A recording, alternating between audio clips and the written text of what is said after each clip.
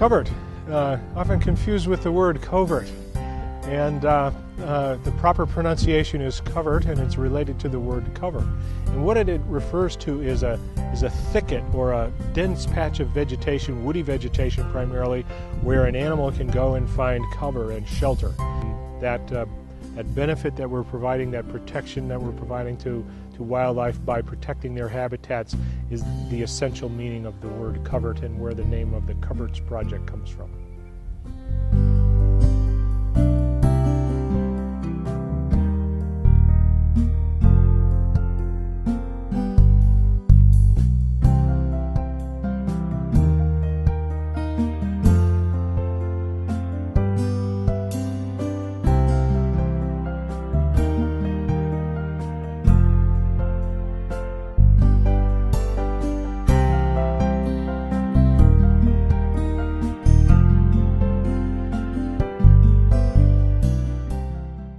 I'm here to talk about the Coverts Project. My name is Tom Worthley. I'm an assistant extension professor with the University of Connecticut, and I am the current coordinator or director of the Coverts Project.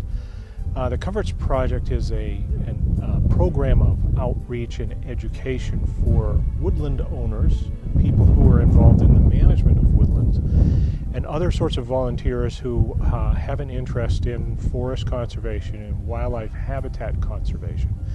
And we teach techniques about forest and wildlife habitat management and conservation here at the Coverts Project. Participants come for a weekend seminar that runs for 3 days, in which they hear a series of classroom and field presentations, and work through several exercises and field trips and walks to see various types of habitats and how the forest grows, and ways that we can manage the forest to enhance a habitat for various types of wildlife. And what they give us in exchange is a willingness to go out in their communities and be volunteers on behalf of these topics in their organizations or in their towns, and to practice what they have learned on their own property. And so for many people, that's a matter of going home and working with a professional to develop a management plan for the property that would have habitat goals associated with it. Other folks will go back and work with their land trusts and put some of these ideas to work in their organization. Others will go home and join their conservation commissions or otherwise advocate for forest and wildlife habitat conservation in their communities. The program began 29 years ago in 1983. My colleague Steve Broderick and one of his associates in Vermont initiated the very first Coverts Project seminar. And we've built on and improved the program since that time. And each year that we hold the seminar, we get between 20 and 30 people to participate, and it has created quite a network of volunteers who are advocating for these topics in the state of Connecticut. So, just about any town you go to in the state of Connecticut, you'll find 2 or 3 Coverts cooperators that are either recent or who have been around for a number of years, and they're there to be resources in your community. They're there to be good examples of woodland stewardship, and they're there to answer questions that people might have about the management of their own land. Well, I was interested in the program in terms of opportunities to learn more about qualities of a healthy forest and how to enhance opportunities for wildlife habitat. And primarily my interest was, unlike many of the people that are landowners, I'm here in terms of a Milford open space at our municipality. It's just a culmination, because there's just so much information coming from, but it's actually completing a lot of the puzzle pieces that you have parts of the puzzle when you come, but when you listen to, as you step through the different processes, you get an idea of how to put everything together. And that's why you want to come to the professionals and learn from them the best way to knit those pieces together to make it right. A typical Coverts project seminar day involves getting up early in the morning and having a great breakfast. Perhaps listening to a lecture or two in the classroom. If you're going to do something at a small scale, it may very well be doable by yourself, but if you're going to do something on a larger scale, you may need to hire people, contract people. We don't really know how many New England cocktails are out there on the landscape. What we do know is that the range has declined dramatically. From around 1960, where you can see it's fairly contiguous across New England and the southern part of the northern New England states and eastern New York, to these isolated pockets of animals. And then putting on your boots or your rain gear or whatever and heading outdoors and seeing good examples of what you just heard about in the classroom. Now, the forest achieves vertical structure over time because assuming we stopped mowing this field and we allowed the grass to just exist as it were, it would develop a certain amount of vertical structure as grass. But all this woody vegetation around it would begin to populate this area, take advantage. It would compete with the grass, and pretty soon it would turn into a young forest. It would be a shrub habitat first, and then it would become a forest habitat over time. Now, in order for that to happen, some kind of a seed needs to find its way here. It has to germinate. In order to germinate, it needs to be able to absorb some water, get a little bit of warmth, break its seed coat open, send out a root, and that sort of aims down, send up a shoot that starts up, send out the cotyledons, and eventually begin to photosynthesize, begins to develop leaves and that sort of thing.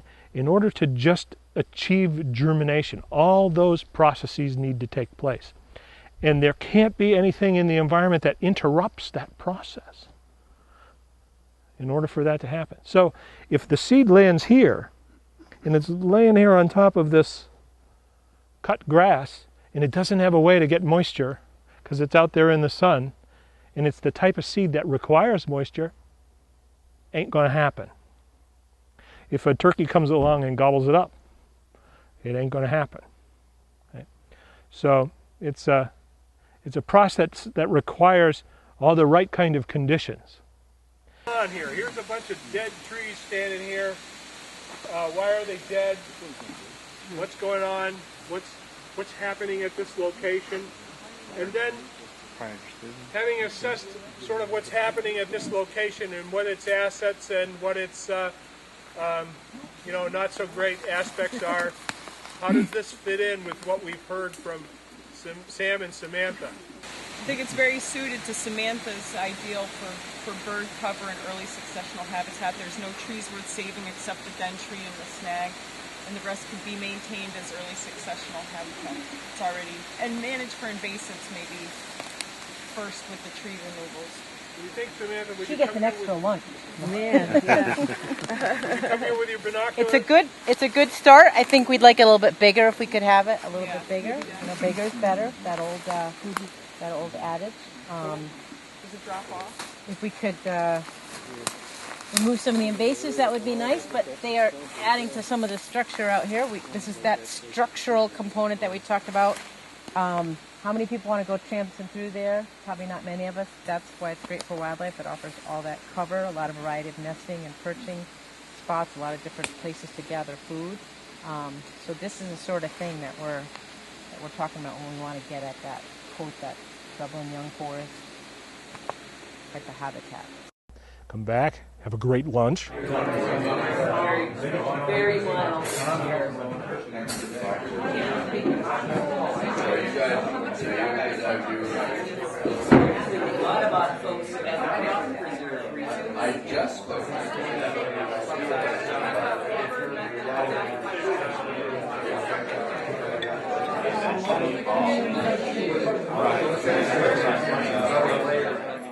and then repeat the process with some other topic or some other exercise. And we get to see management instruments at work. We get to see sites where management activities have been completed. We get to see natural areas where the forest has grown.